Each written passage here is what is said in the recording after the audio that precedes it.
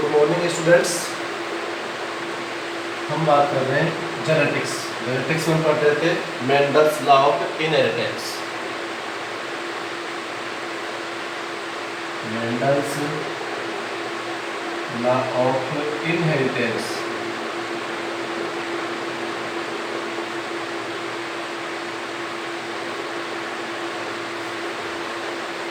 जिसमें हमने पढ़ लिया था कि जेनेटिक्स क्या है, हेरिडिटी जो है वो क्या है। इसके अलावा जो मेंडल का जो हिस्ट्री थी वो भी हमने पढ़ ली थी। मेंडल के जो रिडिस्कवर थे वो भी हमने पढ़ लिए थे। अब हम बात करेंगे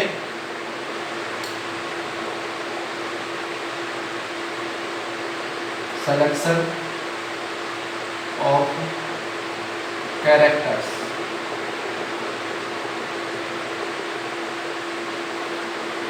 सिलेक्शन ऑफ कैरेक्टर्स मतलब मेंडल ने जो हाइब्रिडाइजेशन के लिए जो कैरेक्टर्स का सिलेक्शन किया था वो कौन कौन से कैरेक्टर्स थे, जिसमें जो है 7 कैरेक्टर्स जो दिए थे, 7 पेयर कैरेक्टर्स जो दिए थे। फर्स्ट जो था वो था length of plant. Length of plant पौधे की लंबाई। पौधे की लंबाई तो लेंथ ऑफ प्लांट जो थी, इसमें मेंडल जो था उसने जो एवरी कैरेक्टर जो था उसके 2 ऑप्शन थे बताए, एक डोमिनेंट और दूसरा जो है रेसेसिव। तो एक डोमिनेंट और सेकंड जो था वो रेसेसिव। प्रभावी और अप्रभावी। डोमिनेंट क्या होता है? डोमिनेंट का मतलब होता है व्हाट इज ए डोमिनेंट। तो डोमिनेंट जो है इसका मतलब है ऐसे कैरेक्टर्स जो F1 पीढ़ी में एक्सप्रेस होते हैं। ऐसे कैरेक्टर्स जो F1 जनरेशन जो होती है उसमें एक्सप्रेस होते हैं, अभिव्यक्ति होती है, प्रकट होते हैं, वो डोमिनेंट होते हैं। और जो कैरेक्टर्स F1 जनरेशन में अपीयर्स नहीं होते हैं, एक्सप्रेस नहीं होते हैं, वो जो है रेसेसिव होते हैं, अप्रभावी होते हैं। तो जो प्लांट की जो लंबाई थी, उस लंबाई प्लांट की जो लेंथ थी, उस लेंथ के भी 2 ऑप्शन थे। एक तो था टॉल और दूसरा जो है ड्वार्फ। लंबा और बौना। तो जो प्लांट का जो टॉल जो कैरेक्टर्स है वो तो कैसा है? डोमिनेंट। और ड्वार्फ बौना कैसा है? रेसेसिव। सेकंड जो था वो position of flower. Position of flower, पुष्प की स्थिति। पुष्प की स्थिति। तो इसमें जो डोमिनेंट था वो डोमिनेंट तो था एक्सिलरी।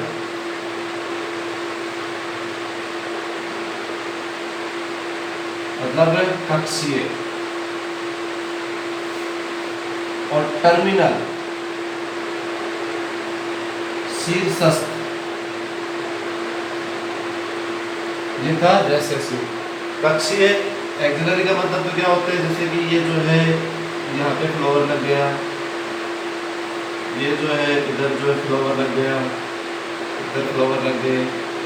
टर्मिनल का मतलब होता है कि सिर्फ एपिकल पार्ट पर, टॉप पार्ट पर फ्लावर लगता है, वो होता है टर्मिनल। तो टर्मिनल तो जो है कैसा है? रेसेसिव। और एक्सिलरी कैसा है?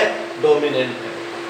थर्ड जो था वो colour of flower. Colour of flower, पुष्प का रंग। पुष्प का रंग। कलर ऑफ फ्लावर जो था इसमें जो है एक तो होता है वायलेट, बैंगनी कलर। बैंगनी जो होता है वो तो कैसा होता है? बैंगनी कलर डोमिनेंट। पर्पल जो कलर होता है वो कैसा होता है? डोमिनेंट। और एक होता है वाइट, वाइट जो होता है वो कैसा होता है, वाइट जो है वो रेसेसिव है। फॉर शेप ऑफ पॉड, फली का आकार, फली का आकार, फली का आकार जो होता है इसमें भी 2 टाइप्स के होते हैं ऑप्शन। एक तो जो है इनफ्लेटेड, इनफ्लेटेड,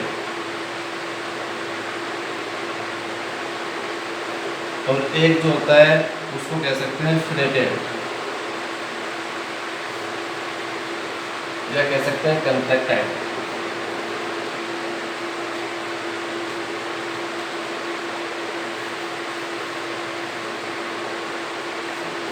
फिफ्थ नंबर पर जो आता है वो आता है कलर ऑफ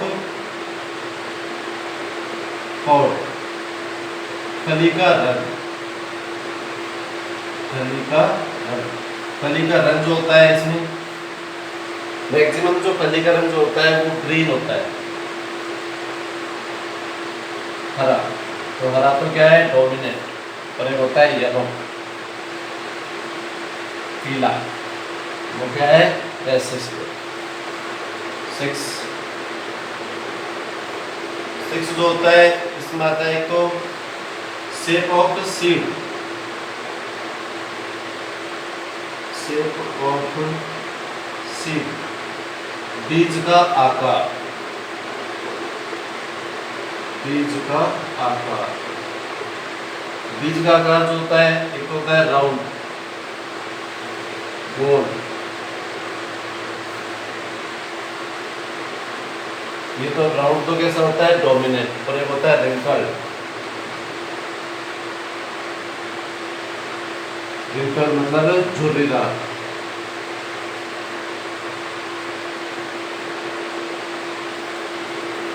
और जो 7 कैरेक्टर जो था वो आता है colour of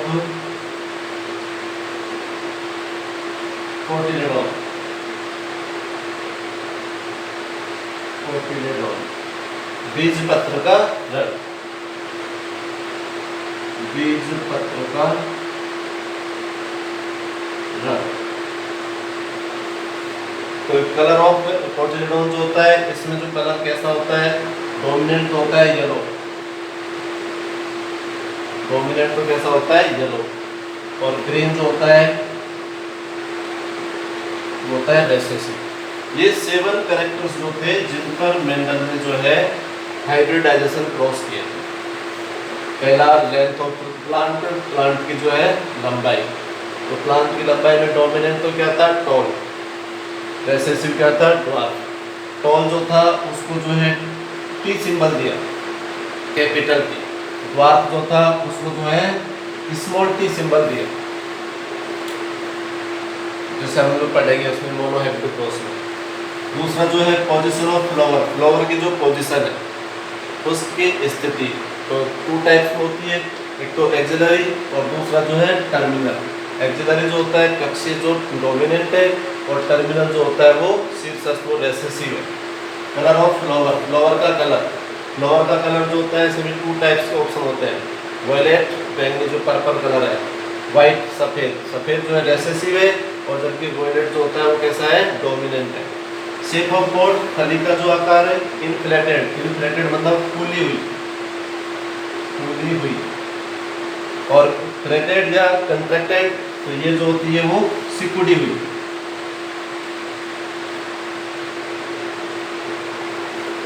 colour of pod, फली का रंग जो होता है ग्रीन, ग्रीन जो है डोमिनेंट है, येलो, येलो जो है वो कैसी है रेसेसिव।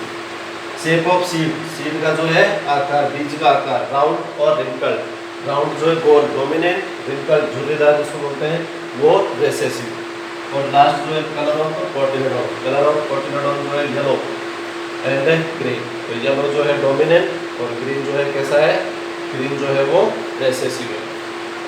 कुछ जो बुक्स है, कुछ राइटर्स जो कहते हैं कि जो यहाँ पे कलर ऑफ फ्लावर लिया है, कलर ऑफ फ्लावर जो लिया है, इसकी जगह मेंडल ने जो लिया था कैरेक्टर्स वो लिया था कि जो कलर ऑफ सीड कोट, बीज पत्र का रंग, कलर ऑफ सीड कोट, बीज आवरण जो होता है, ठीक है, उसका जो है रंग होता है। लेकिन जो ज्यादातर साइंटिस्ट, मैक्सिमम साइंटिस्ट ये बताते हैं कि 7 कैरेक्टर्स में जो है फ्लावर का कलर लिया, तो कलर ऑफ फ्लावर, ये 7 कैरेक्टर्स होते हैं। इसके बाद आता है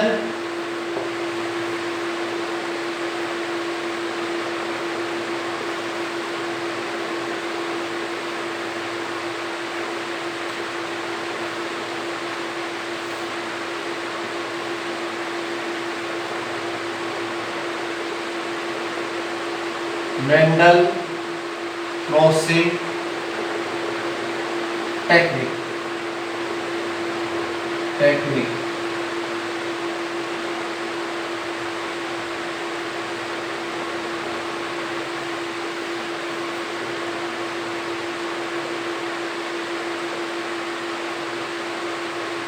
मेंडल की संकरण तकनीक।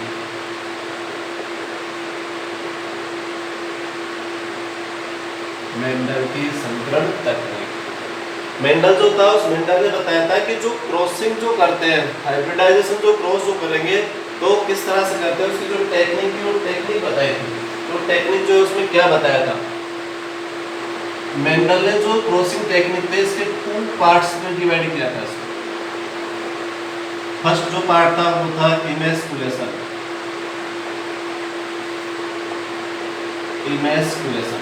इमेस्कुलेशन जो है मतलब विपुंसन, और दूसरा जो लिया था वो लिया था बैगिंग, मतलब थैलीकरण। फर्स्ट जो है इमेस्कुलेशन, ये क्या होता है? इमेस्कुलेशन का मतलब क्या होता है कि जो फ्लावर होता है उस फ्लावर में से जो स्टेमन जो होते हैं, इन स्टेमनों को रिमूव कर दिया जाता है, हटा दिया जाता है। फ्लावर जो है मैच्योर होने से पहले फ्लावर के जो स्टेमन होते हैं उन स्टेमनों को रिमूव कर दिया जाता है, हटा दिया जाता है। या फिर जो है उनके जो एंथर, ये जो पार्ट होता है, ये पार्ट इसको बोलते हैं एंथर, परागकोश, या फिर एंथर जो है इनको डिस्ट्रॉय कर देते हैं। या तो स्टेमन को ही हटा देते हैं, पुंकेसर को हटा देते हैं, रिमूव कर देते हैं, या एंथर जो होता है उसको डिस्ट्रॉय कर देते हैं। तो जब फ्लावर में से जो स्टेमन या फिर जो है एंथर को रिमूव कर दिया जाता है तब वो फ्लावर होता है इमेस्कुलेट फ्लावर। और ऐसी प्रोसेस जो होती है उसको बोलते हैं इमेस्कुलेशन। फ्लावर में से स्टेमन रिमूव करने की प्रोसेस क्या होती है? इमेस्कुलेशन। इमेस्कुलेशन जो है करने के बाद में क्या करते हैं कि जो इमेस्कुलेट जो फ्लावर था उस इमेस्कुलेट फ्लावर की जो स्टिग्मा होती है, ये स्टिग्मा जो है, इस स्टिग्मा पर अब जो एक तरह से हम कह सकते हैं जो वांटेड जो पॉलिनेशन होते हैं, पोलन ग्रेन जो होते हैं उन पोलन ग्रेन को स्टिग्मा पर फॉल कर देते हैं, डाल देते हैं, छिड़क देते हैं। स्टिग्मा पर डाल दिया, स्टिग्मा पर डालने के बाद में अब इस पर जो है बैगिंग कर देते हैं। ये कर दिया बैगिंग, मतलब इसके ऊपर जो है पॉलीथीन लगा देते हैं। पॉलीथीन क्यों लगाते हैं? क्योंकि अनवांटेड जो पोलन ग्रेन जो होते हैं वो ना आ सके, वो स्टिग्मा पर फॉल नहीं हो सके, तो इसलिए जो है बैगिंग की जाती है, बैगिंग कर देते हैं। ये प्रोसेस जो है क्यों करते हैं? ये प्रोसेस जो है सेल्फ पॉलिनेशन जो है उस सेल्फ पॉलिनेशन को रोकने के लिए, स्टॉप करने के लिए, सेल्फ पॉलिनेशन जो है उसको स्टॉप कर देंगे। तो इसलिए जो है ये संकरण टेक्निक जो है, ये क्रॉसिंग टेक्निक जो यूज में ली जाती है, जिसके 2 पॉइंट्स है, इमेस्कुलेशन और बैगिंग। तो ये हुआ मेंडल क्रॉसिंग टेक्निक। इसके बाद में यहाँ पर कुछ हम टर्म्स पढ़ेंगे जेनेटिक्स की। जेनेटिक्स जो की थी इसमें जो हाइब्रिडाइजेशन जो क्रॉस किए थे तो उसमें कुछ टर्म्स यूज में लिए थे, कुछ वर्ड्स यूज में लिए थे, तो वो पढ़ेंगे। तो टर्म्स ऑफ जेनेटिक्स, तो फर्स्ट जो है, फर्स्ट लिया था फैक्टर, कारक। मेंडल जो था उस मेंडल ने एक वर्ड यूज लिया था फैक्टर। फैक्टर क्या होता है? फैक्टर एक यूनिट है, फैक्टर क्या है कि यूनिट है जो कैरेक्टर्स जो होते हैं इन कैरेक्टर्स का एक्सप्रेस करती है, डिटरमिनेशन करती है। तो फैक्टर जो होता है, फैक्टर वह यूनिट है, फैक्टर ऐसी यूनिट है जो जेनेटिक कैरेक्टर्स जो होते हैं उन कैरेक्टर्स का डिटरमिनेशन करती है, उनका एक्सप्रेशन करती है, वो होता है फैक्टर। जबकि इसको जो है जॉनसन ने बाद में जीन वर्ड कहा। जॉनसन जो था उस जॉनसन ने जो है इसने जो क्या नाम दिया था, जीन। जीन जो टर्म्स है वो किसने दी, जॉनसन ने। जीन जो होती क्या है, जीन डीएनए जो है उस डीएनए का जो एक सेगमेंट होता है, खंड, छोटा सा जो है स्पेशल सेगमेंट होता है। और ये स्पेशल सेगमेंट जो होता है किसका, डीएनए का। ये स्पेशल सेगमेंट के कैरेक्टर्स जो होते हैं इन कैरेक्टर्स का डिटरमिनेशन करते हैं। कैरेक्टर्स का डिटरमिनेशन करने वाली यूनिट क्या है, जीन। और ये जो है किसका, डीएनए का एक सेगमेंट है, डीएनए का एक पार्ट है। सेकंड आता है एलील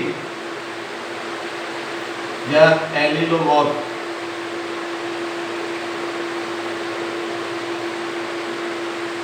एलिलोमॉर्फ, एलील या एलिलोमॉर्फ जो होते हैं, मतलब इसको कह सकते हैं युग्म विकल्पी, इसको एलील बोलते हैं। एलील या एलिलोमॉर्फ क्या होता है, एलिलोमॉर्फ, एलील जो होती है किसी भी जो क्रोमोसोम जो होता है, होमोजोगस जो क्रोमोसोम होते हैं उन पर जीन जो होती है वो जीन 2 या मोर देन फॉर्म्स में जो कैरेक्टर्स जो होते हैं या जो ऑप्शन जो होते हैं, या सीधा से कहें कि जो एलील्स जो होती हैं वो होमोजाइगस क्रोमोसोम पर अल्टरनेटिव फॉर्म्स में मिलती है।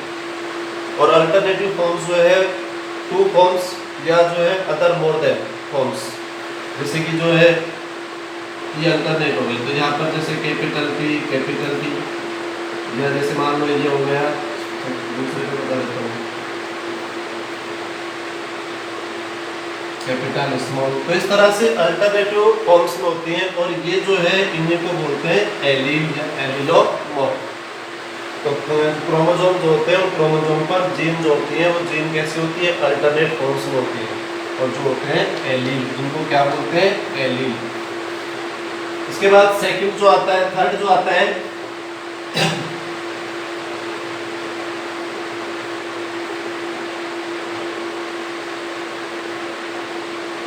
Dominant character.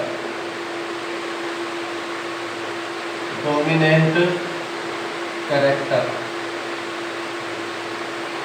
डोमिनेंट कैरेक्टर जो है क्या होता है, ऐसे कैरेक्टर जो F1 जनरेशन जो होती है उस F1 जनरेशन में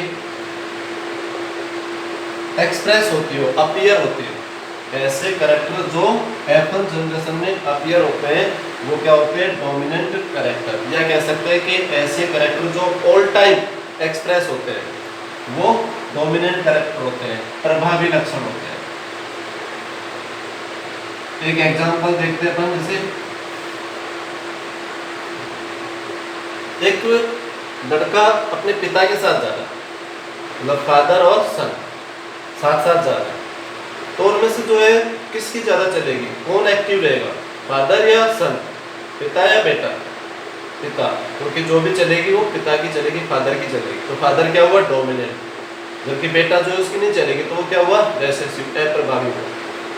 जैसे मान लो एक बड़ा भाई एक छोटा भाई दोनों साथ जा रहे हैं, तो कौन डोमिनेंट रहेगा, किसकी चलेगी, बड़े भाई की चलेगी। तो डोमिनेंट का मतलब क्या हुआ कि जो हमेशा जो है एक्टिव रहता हो, या ये कह सकते हैं कि जिसके कैरेक्टर्स हमेशा जो है एक्सप्रेस होते हो, वो जो क्या होता है, डोमिनेंट कैरेक्टर होता है। और सेकंड जो है वो रेसेसिव। रेसेसिव जो है, रेसेसिव कैरेक्टर का मतलब ये ऐसे कैरेक्टर्स जो F1 जनरेशन में एक्सप्रेस नहीं होते हैं, अपीयर नहीं होते हैं, वो जो है रेसेसिव कैरेक्टर्स होते हैं। जैसे कि प्रभावी कैरेक्टर जो है डोमिनेंट में कैपिटल T, ये डोमिनेंट है। कैपिटल R, ये भी क्या है, डोमिनेंट है। कैपिटल Y, ये भी क्या है, डोमिनेंट है। जबकि रेसेसिव जो है जिसमें F1 जनरेशन में कैरेक्टर एक्सप्रेस नहीं होते, अब मतलब अपीयर नहीं होते हैं, वो जो है रेसेसिव होते हैं, जैसे कि small R, small T, small Y, तो ये कैसे है, ये रेसेसिव कैरेक्टर्स होते हैं। इसके बाद आता है होमोजाइगस। होमोजाइगस, होमोजाइगस जो होता है समयुग्मजीव। इसका मतलब क्या होता है, कोई भी जो जीन होती है, अदरवाइज जो जीन होती है, उस जीन के जो दोनों जो एलिल्स होते हैं वो सेम होते हैं। जैसे ये दोनों एलिल कैसे है, सेम है, दोनों ऑप्शन कैसे है, सेम। किसी भी जो कैरेक्टर्स के दोनों जीन कैसी है, सेम है, तो सेम होती है तो वो क्या होता है, होमोजाइगस। जैसे वे भी कैसी है, सेम है, तो क्या हुआ, होमोजाइगस। एक होता है हेटेरोजाइगस। हेटेरोजाइगस,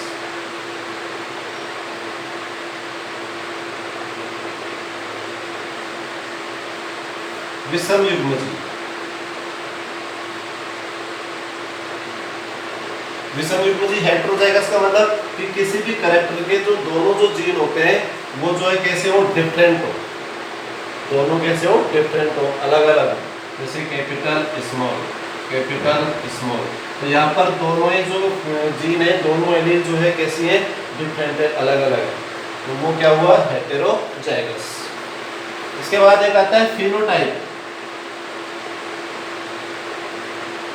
फिनोटाइप, लक्षण प्रारूप। फिनोटाइप जो होता है, फिनोटाइप क्या होता है, फिनोटाइप का मतलब होता है कि किसी भी कैरेक्टर्स का मॉर्फोलॉजिकल स्टडी की जाती है, या कह सकते हैं किसी भी कैरेक्टर का जो मॉर्फोलॉजिकल जो रेशियो जो ऑब्टेन होता है वो होता है फिनोटाइप। सीधा से कहें तो इसमें आउटर जो कंडीशन होती है उसकी स्टडी होती है फिनोटाइप। फिनोटाइप लक्षण प्रारूप। एग्जांपल जैसे मान लो कोई प्लांट है, वो अभी बाहर से जो है आउटर साइड से कैसा दिखेगा, टॉल या ड्वार्फ। अगर लेंथ का जो कैरेक्टर लेंगे तो कैसा दिखेगा, टॉल दिखेगा या ड्वार्फ दिखेगा, तो वो जो क्या हुआ, फिनोटाइप हुआ। तो फिनोटाइप जो होता है यहाँ पर जैसे ये और ये, इन दोनों का फिनोटाइप सेम है, क्योंकि कैपिटल टी डोमिनेंट है, अभी पढ़ा है, और डोमिनेंट ऑलवेज जो है अपीयर होता है, तो इसलिए यहाँ पर दोनों कैसे टॉल है, दोनों कैसे टॉल लंबे हैं, तो इसलिए क्या हो गया, फिनोटाइप। ठीक है, तो फिनोटाइप का मतलब क्या हुआ कि जिसमें मॉर्फोलॉजिकल कंडीशन की स्टडी की जाती है, जब मॉर्फोलॉजिकल जो कैरेक्टर्स होते हैं उनकी स्टडी की जाती है। एक होता है जीनोटाइप। जीनोटाइप जो होता है जिसको कहते हैं जीन प्रारूप। जीन प्रारूप जो होता है इसमें किसी भी जो ऑर्गेनिज्म जो होता है, किसी भी जो प्लांट की जो जीन स्ट्रक्चर जो होती है, उस जीन स्ट्रक्चर की स्टडी की जाती है। सीधा से कहें इसमें इंटरनल स्टडी होती है, और इंटरनल जो स्ट्रक्चर जो स्टडी होती है वो होता है जीनोटाइप। या सीधा से कहें कि जिसमें जो है जीनों का जो रेशो मिलता है, वो जीन रेशो जो होता है वो जीनोटाइप होता है। जैसे मान लो हम बात करते हैं कैपिटल और कैपिटल स्मॉल, तो यहाँ पर जो है दोनों का जीनोटाइप डिफरेंट है, यहाँ पर दोनों का फिनोटाइप एक ही था, यहाँ पर दोनों का जीनोटाइप डिफरेंट है। डिफरेंट कैसे, क्योंकि यहाँ पर जो है दोनों टी कैसी है, कैपिटल, तो क्या हुआ, प्योर, मतलब होमोजाइगस और टॉल हो गया। ये यहाँ पे जो है दो टी जो है दोनों डिफरेंट है, अलग अलग है, कैपिटल स्मॉल, तो करेक्टर तो किसका हुआ, कैपिटल का, मतलब टॉल हुआ, लेकिन टॉल कैसा है, हेटेरोजाइगस, क्योंकि दोनों क्या है, डिफरेंट है, इसलिए क्या हो गया, हेटेरोजाइगस। तो यहाँ पर दोनों का जीनोटाइप जो क्या हुआ, डिफरेंट हुआ।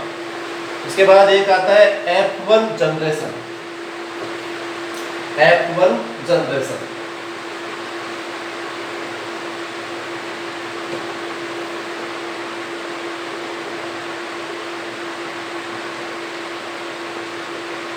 F1 जनरेशन जिसको F1 पीढ़ी भी कहते हैं।